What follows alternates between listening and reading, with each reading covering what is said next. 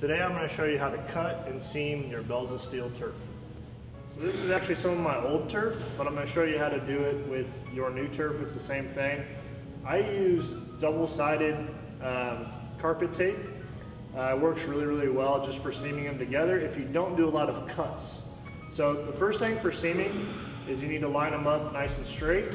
And then two, you're going to put a piece of tape on each side just on the ground and layer as you go. So you'll go on one side, lay that side down, and then you'll go on the other side and lay it down, so you should never really see that seam. And the biggest thing is you want to work from the inside out. Don't glue or don't tape the corners or the outside until your middle seam is put together. Otherwise you'll always have bubbles in the center.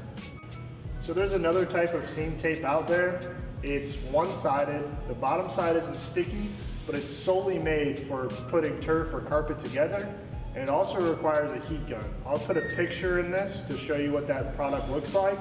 But literally, you stick it on one side, you heat gun it, then you heat gun the other side, and then you stick the two together. It does not stick the carpet to the ground, but it sticks it together extremely tight.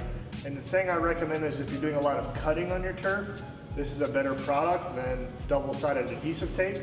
I only do sled drags forward and back, so I don't need this product, but it's a good one to at least suggest or have. So now I have my double-sided tape.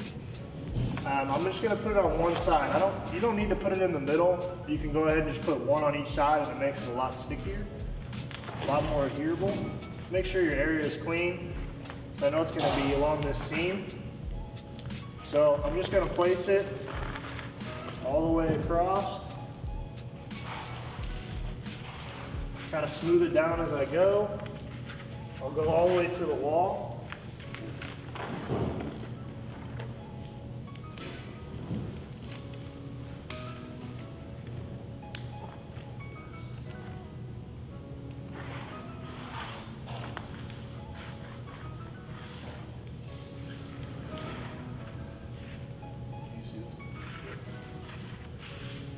And I prefer to actually pull and stick as I go.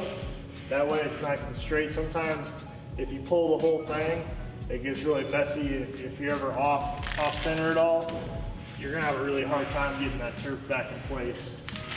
So just pull all the way through.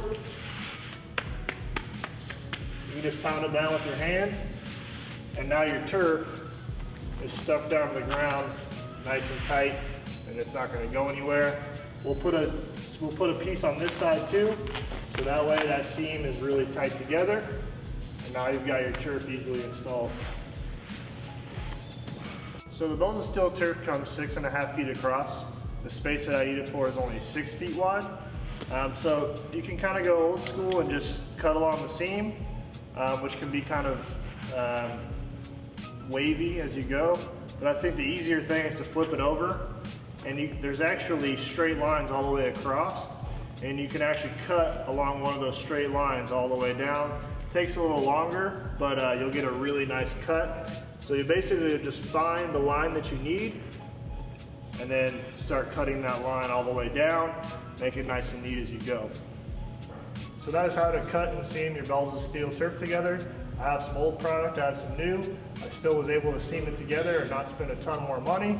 I cut it nice and straight so it looks super clean and super professional. We hope you guys enjoy this product. Thank you so much.